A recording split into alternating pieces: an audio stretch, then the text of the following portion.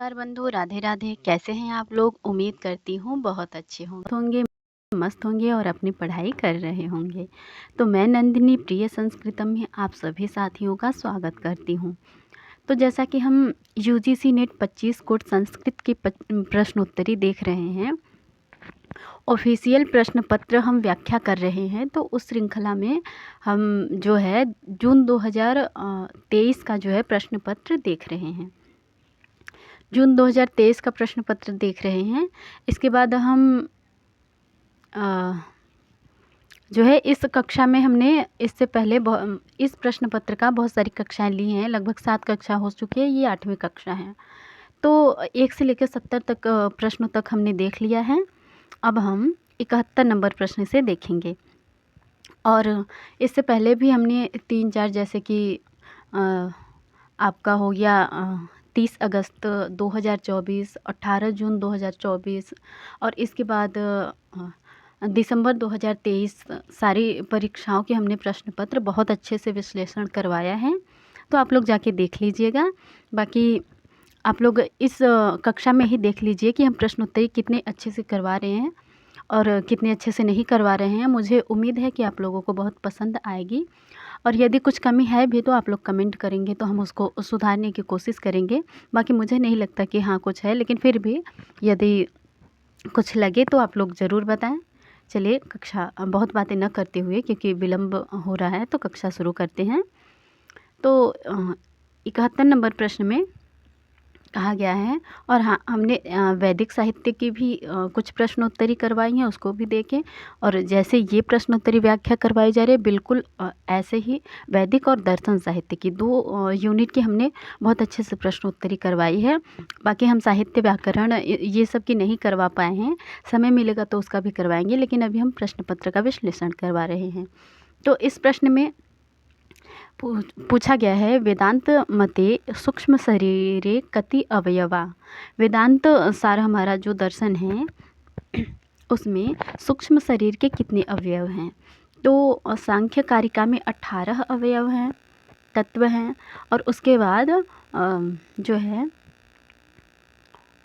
वेदांत सार में सूक्ष्म शरीर के 17 अवयव हैं। कौन कौन से हैं वो 17?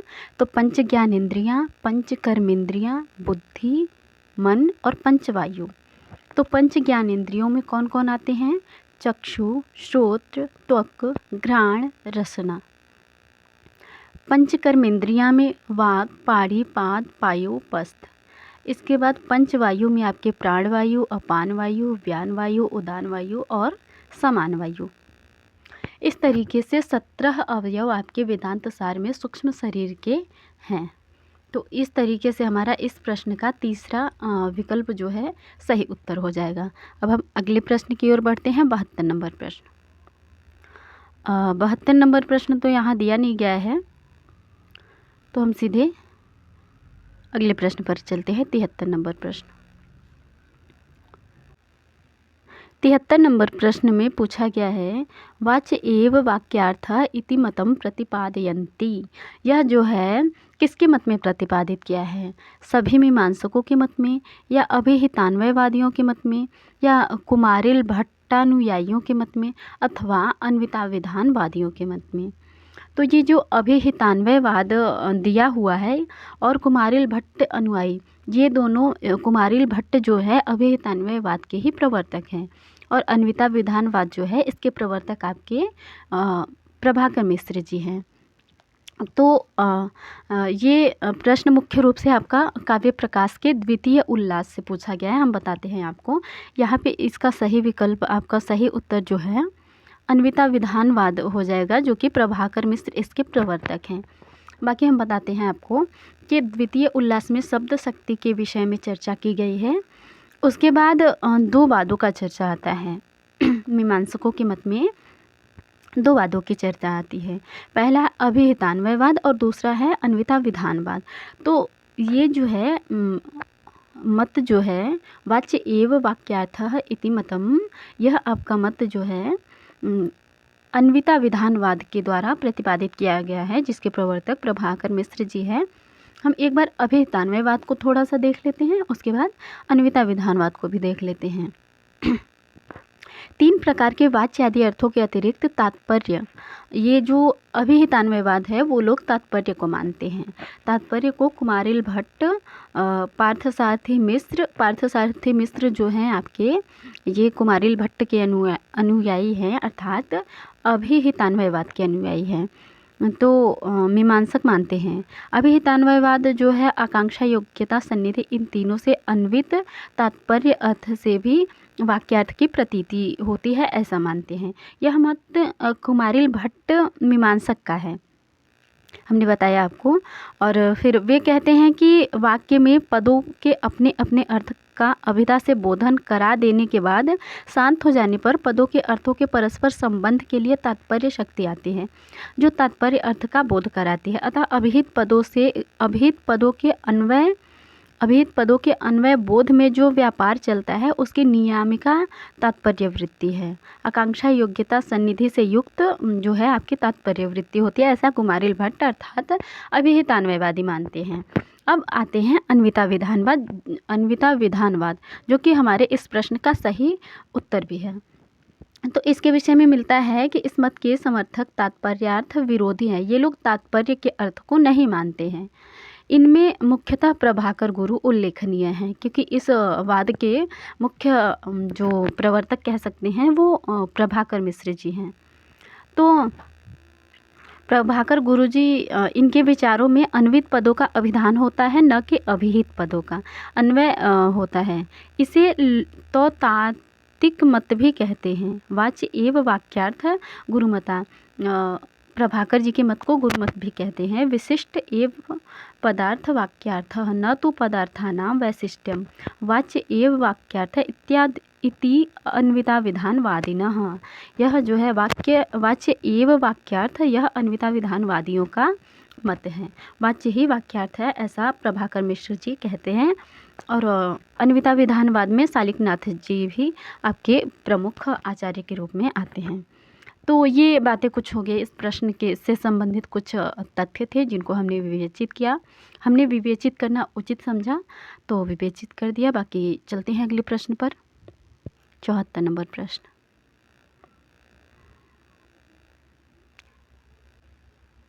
इस प्रश्न में पूछा गया है, एषु पाठकस्य अन्यतमो गुणो वर्तते। यह जो आपका प्रश्न है आपका पाणिनीय शिक्षा से आया हुआ है। व्याकरण में यूनिट आपकी जो 5वीं इकाई लगी हुई है हमारे पाठ्यक्रम में, उसमें पाणिनीय शिक्षा है और वहाँ से यह प्रश्न पूछा गया है। तो इसमें पूछा गया है कि एषु पाठकस्य अन्यतमो गुणो वर्तते। इसमें पाठक के जो है गुणों से पाठक के गुण दिए गए हैं और पाठक के दोष दिए गए हैं। तो बताना है कि हमें जो गुण नहीं है वो बताना है। बाकी इसमें शीघ्रे गीति एषु पाठकस्य अन्यतमो गुणो, इनमें से पाठक का गुण कौन सा है? अक्षर व्यक्ति, शीघ्री, गीति, सिरह कंपी, ये 3 आपके जो है इसमें 3 आपके दोष हैं और 1 गुण है। तो हमें गुण बताना है और दोष जो है अलग करना है।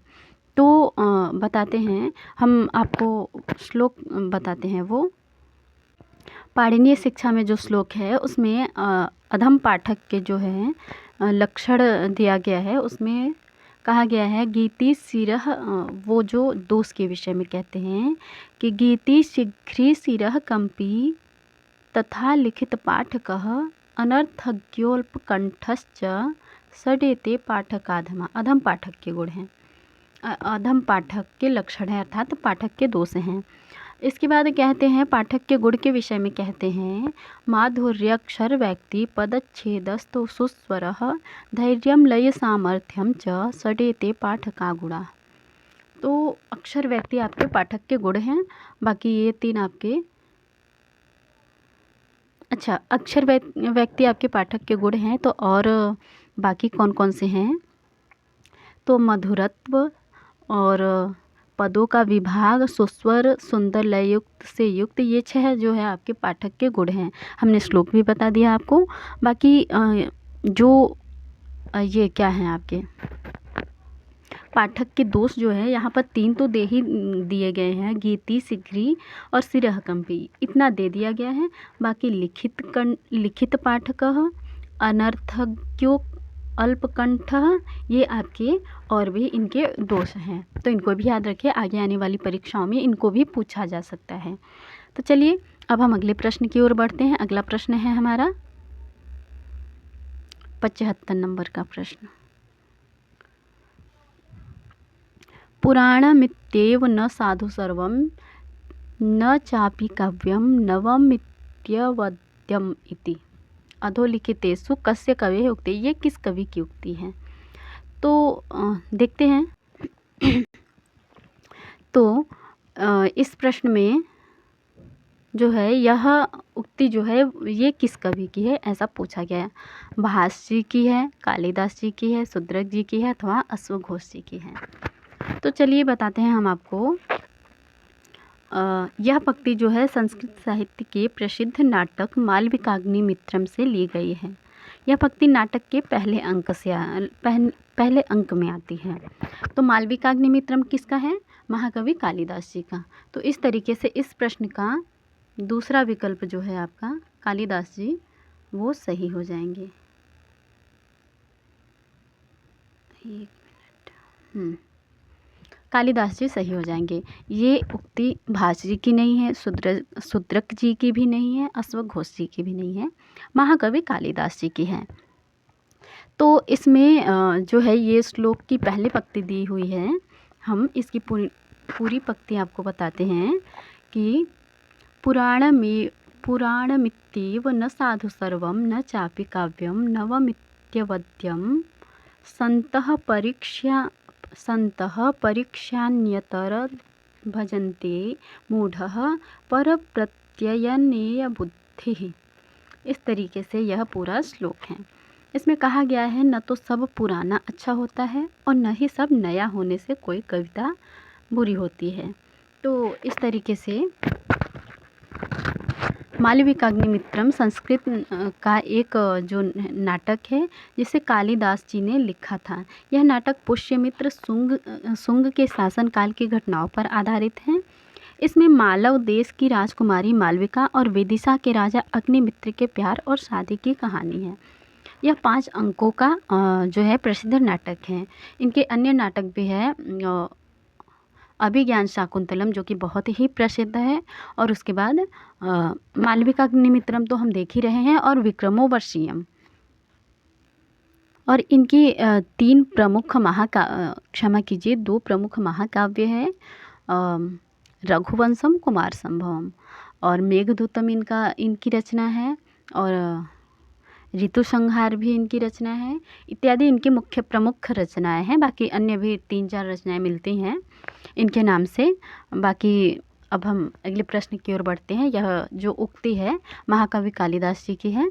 तो हम भास जी और शूद्रक जी और अश्वघोष जी के विषय में बहुत चर्चा न करते हुए हम आगे बढ़ते हैं। आने वाले प्रश्नों में इनकी भी विवेचना कर दी जाएगी। तो यहाँ भी हम कर सकते थे, लेकिन हम आगे बढ़ते हैं। ये 76 नंबर 76 नंबर प्रश्न। 76 नंबर प्रश्न में काल क्रमेण समुचितम विकल्पम चिनोत। समुचित विकल्प जो है काल क्रम के अनुसार हमें लगाना है।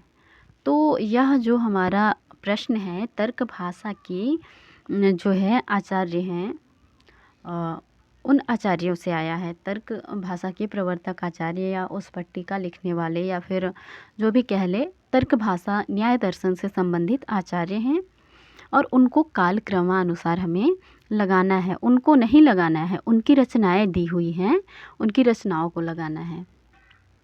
तो सबसे पहले हम देख लेते हैं कि सबसे पहले आचार्य इसमें जो है आचार्य गौतम मुनि होते हैं। अक्षपाद जिनको कहते हैं, इनको अक्षपाद के नाम से भी जाना जाता है, लेकिन इनकी चर्चा इस प्रश्न में कहीं नहीं करी गई है, आचार्य गौतम जी की। तो ये मुख्य रूप से कहें तो न्याय दर्शन के प्रवर्तक आचार्य ही गौतम जी हैं। ये प्राचीन न्याय दर्शन आपका 2 भागों में विभक्त है, तो प्राचीन न्याय और नव्य न्याय। तो ये प्राचीन न्याय के प्रवर्तक हैं। बाकी नव्य न्याय के प्रवर्तक हम आगे देखेंगे, उनकी रचना यहाँ पर दी रखी है, तो उनको भी हम देखेंगे।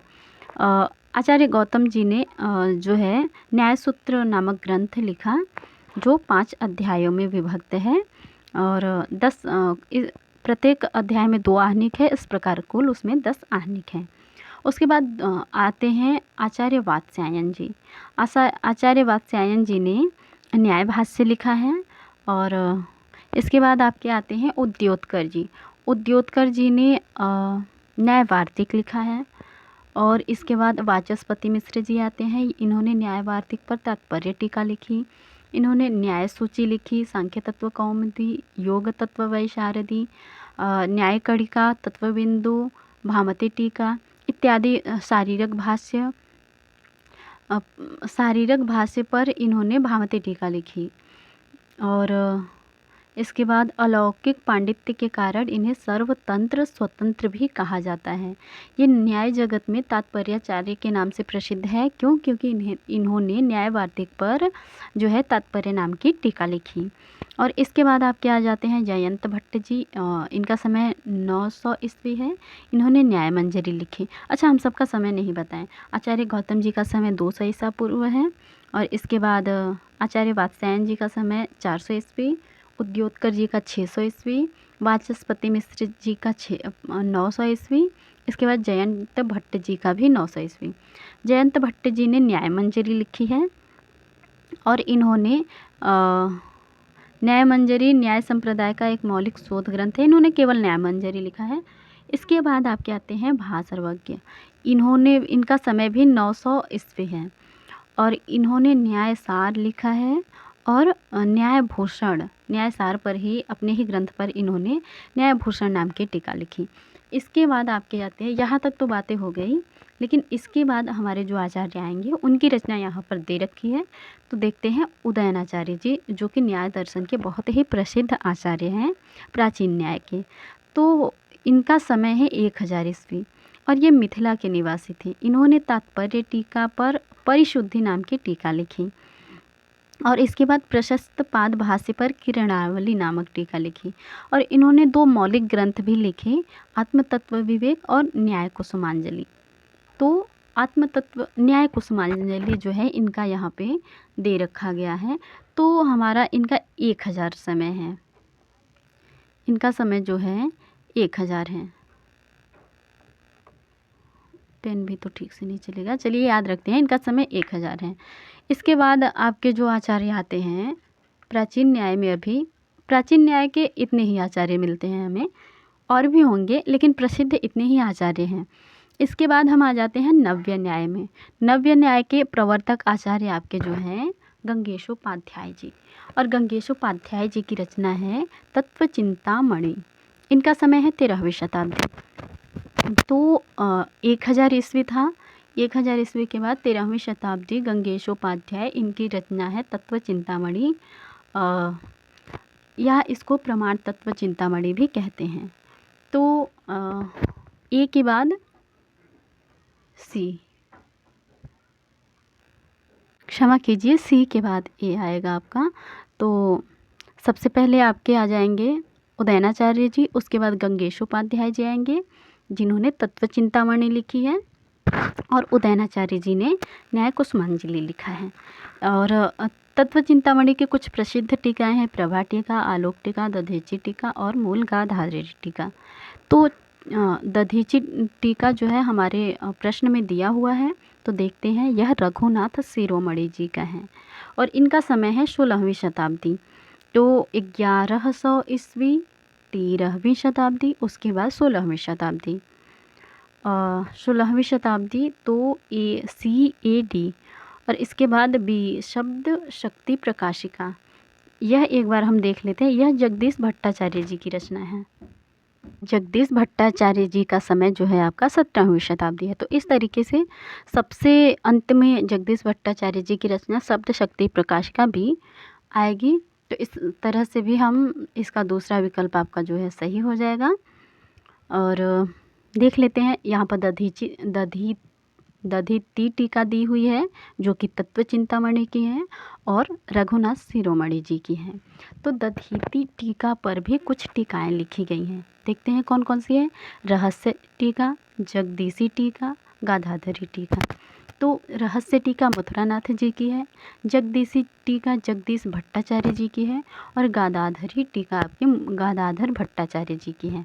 तो इस तरीके से हमने इस प्रश्न का कुछ विश्लेषण देखा। देखने को तो अभी बहुत सारी चीज़ें हैं, नव्य न्याय के अभी बहुत सारे आचार्य बचे हुए हैं आपके, लेकिन हम नहीं देखेंगे। हम केवल इस प्रश्न में जितना पूछा गया है उतने ही आचार्यों से संबंधित तथ्यों को देखेंगे। अच्छा हाँ, तत्व चिंतामणि की अन्य जो टीकाएँ हैं उनके टीकाकार कौन है? प्रभा टीका है यज्ञपति उपाध्याय जी की, आलोक टीका है जयदेव मिश्र पक्षधर मिश्र जी की, दधीति टीका आपकी रघुनाथ शिरोमणि जी की है जो हमारे प्रश्न पत्र में पूछा गया है, और मूल गादाधरी टीका आपके गादाधर भट्टाचार्य जी की है। गादाधर भट्टाचार्य जी ने 2 टीकाएँ लिखी हैं, तत्व चिंतामणि पर और दधीचि पर। तत्व चिंतामणि पर उन्होंने मूल गादाधरी लिखी है और जो है दधीति टीका पर गादाधरी लिखी है। तो इस तरीके से इस प्रश्न का मुझे जितना उचित लगा उतने तथ्यों को हमने विवेचित किया। बाकी हम आगे बढ़ते हैं अगले प्रश्न की ओर।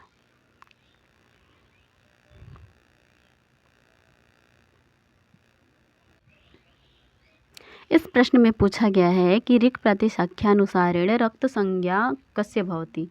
यह प्रश्न जो है ऋक् प्रातिशाख्य से संबंधित है और ऋक् प्रातिशाख्य जो है यह ऋक् प्रातिशाख्य जो है ऋग्वेद का एकमात्र उपलब्ध प्रातिशाख्य है। इसके रचयिता आचार्य शौनक है जो कि स्वयं ऋग्वेद की शैशिरीय शाखा के अनुयायी थे।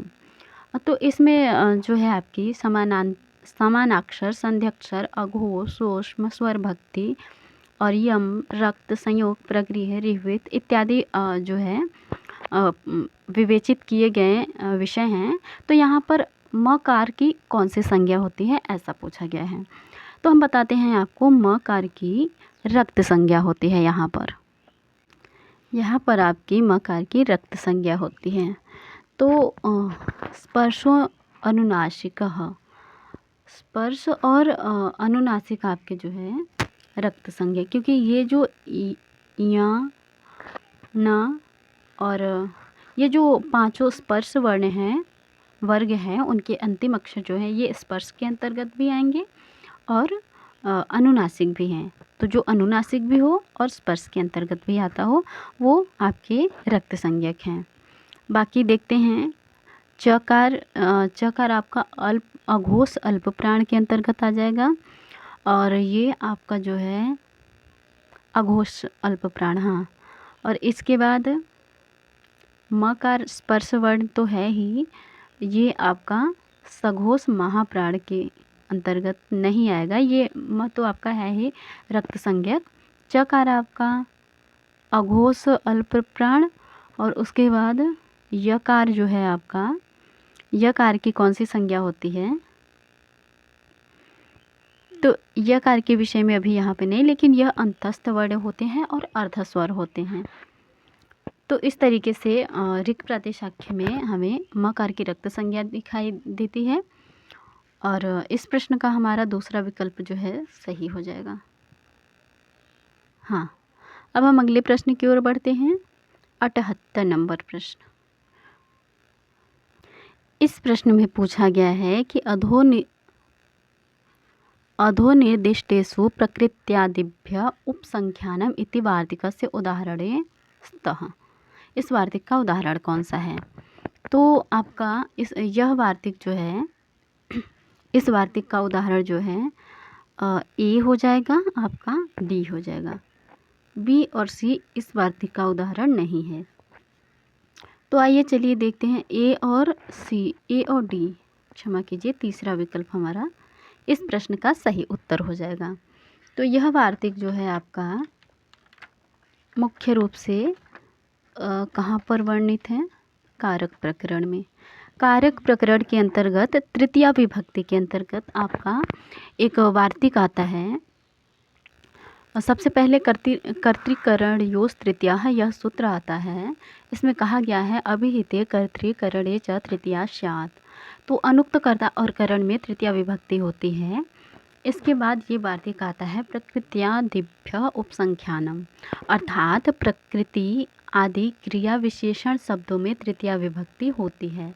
जैसे प्रकृत्याः चारो प्रायेण याज्ञिकः गोत्रेण गार्ग्यः समयनैति विषमेणैति विद्रोणेन धान्यम क्रीडाति सुखेन याति दुखेन याति। तो यहाँ पर आपका सुखेन याति और समय नैति, ये आपके दो उदाहरण दिए गए हैं इस वार्तिक के, जो कि तीसरा विकल्प इस तरीके से हमारा इस प्रश्न का सही उत्तर हो जाएगा। अब हम अगले प्रश्न की ओर बढ़ते हैं। अगला प्रश्न है हमारा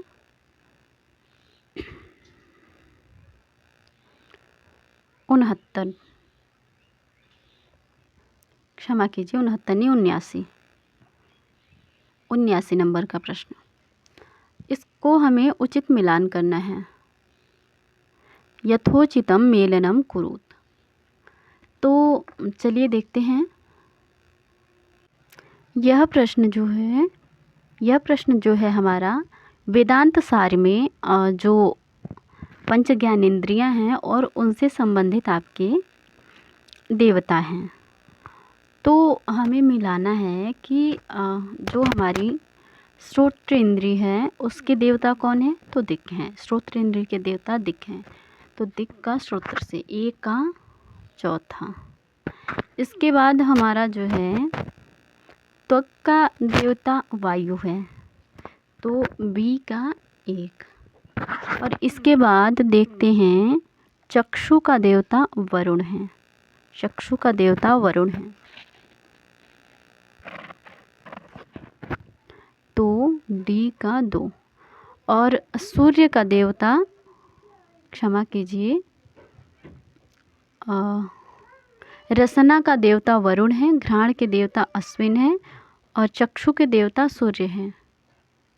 क्षमा कीजिए, चक्षु के देवता सूर्य हैं, रसना के देवता वरुण हैं। चक्षु के देवता आपके जो हैं वो सूर्य हैं और रसना के देवता वरुण हैं। इस तरीके से इस प्रश्न का हमारा जो है विकल्प तीसरा सही हो जाएगा। तीसरा विकल्प आपका सही हो जाएगा। अब हम अगले प्रश्न की ओर बढ़ते हैं। 80 नंबर प्रश्न।